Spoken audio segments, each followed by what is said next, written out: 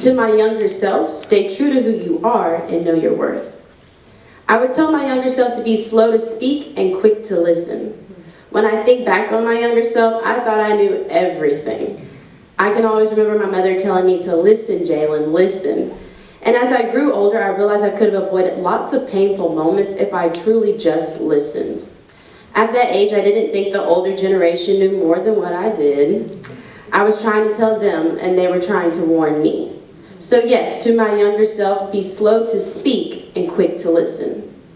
Lastly, to my younger self, don't second guess yourself. Speak life. Dance has taught me how to endure and push through so many challenges. The greatest battle in life is the battle against the things you tell yourself. There was a time in my younger self I would know what to do, but I would doubt if I was really making the right decision. I had to learn how to embrace what I knew and what was right to do. Dance has helped me emotionally, spiritually, and physically. Without the gift of dance, I would not be where I am today. So recently, all of my line sisters in our sorority, I've been really focusing on mental health. And so when we talk about voting respiration and voting registration, all of the different things, I've just been really stressing the importance to stay true to who you are. No matter what is going on, whether people want to pull you down, really embrace in yourself and in your confidence. So that has been what I've been working on. And through hip hop too, we've been talking about this the 50 years. Hip hop is something that when I look back in the 1950s and 60s, that was the way they really, spoke out about the systematic racism. And so for me in dance, that is my way to tell my story. So all the kids that are like growing up who look like me, I'm like, you guys, don't give up. Keep voting. Or when they get to my age, make sure you are voting. But also just not letting someone stop them from being who they truly are. Awesome. Good evening.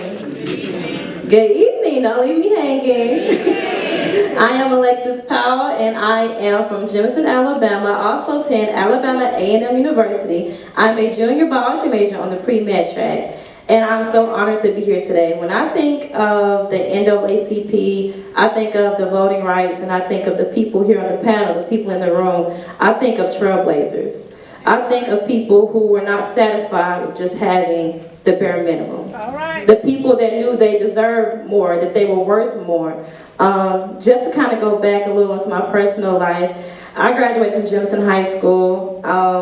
Growing up, a lot of the times I was often the only black kid in sports. I was the only black kid participating. As I got older, I didn't realize how much that really affected me. I remember my junior year of high school, I chose to run for class president. And of course, I was very nervous, but for some reason there was something else inside of me that said, do it. And so I did it and I won. And then COVID came, and so I did not get to do really anything. And I kind of just had a title, so when my senior year came, I said, you know what, I'm gonna run again. And this time the feeling was even stronger because I was running against two of the most well-known people I would say in my class. The guy I was running against, his mom was a childhood educator. She had been in the teaching system for over 30 years. The other girl, her mom was on the council for Jemison. And I just kind of remember sitting in my room and I was thinking, I said, okay, I won last time. Maybe I should just let it go. If it was really for me, maybe COVID wouldn't have happened, I would have did more. But still, even then, it was something that said, you should run again. And so I took that leap of faith and I had ran again for the position, and shockingly, I had won. And this time, I got to kind of fulfill things I didn't fulfill my junior year. And I had spoken at our graduation, and I remember somebody telling me, they said, do you realize that you're the first black class president at your high school in history? And I was like, what? And I'm like, no, it's 2021, I can't be. It's black people that graduated from my high school before, and they was like, yes, you are.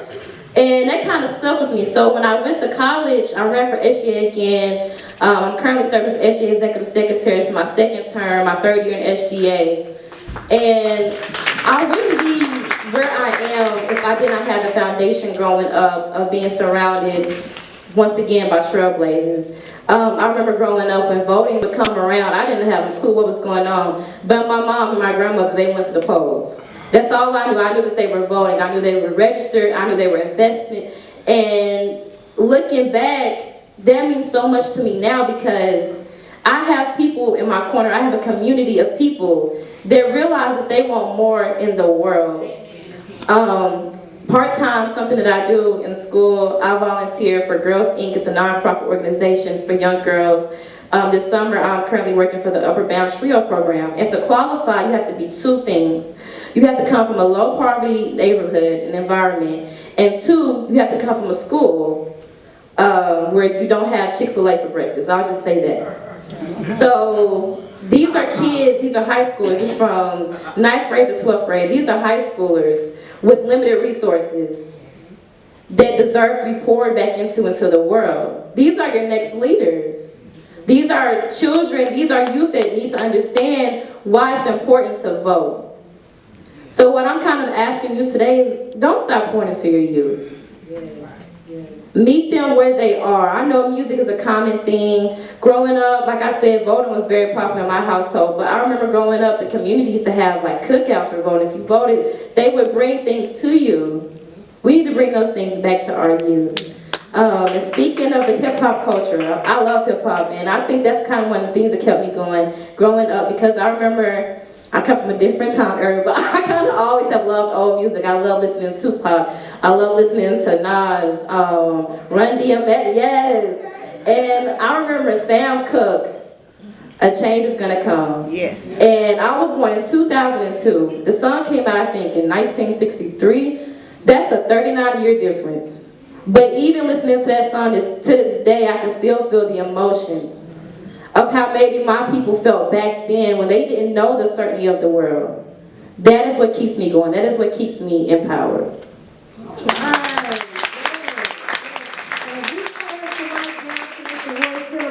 I do want to make note, because we've talked about hip-hop culture, but I want us to walk away with the understanding that hip-hop, again, the birth of hip-hop came August 11, 1973 at a back-to-school jam, back-to-school block party, and hip-hop today is comprised of 10 elements. So we have the MCing, the DJ, graffiti writing, B-boy and B-girl, knowledge of self or street knowledge. We have street fashion, street language, beatboxing, street entrepreneurialism, and the health and wellness element. So when we're talking hip-hop culture, Dante Pride turns up now. He got the stage hot.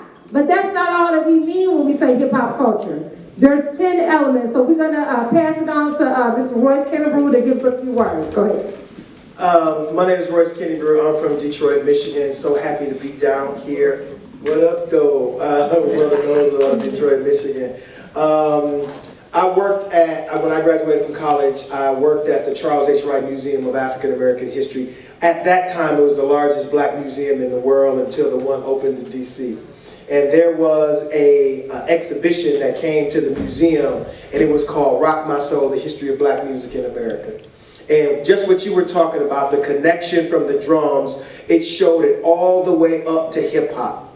And one of the things that I get a chance to do is I get a chance to go and present black culture in all of its importance and all of its strength and all of its influence. And the one thing that I think we all know without a shadow of a doubt is that black music and hip hop in black music is very influential. Can we put our hands together for that? Is that correct? It is so influential. I've had a chance to travel outside of the country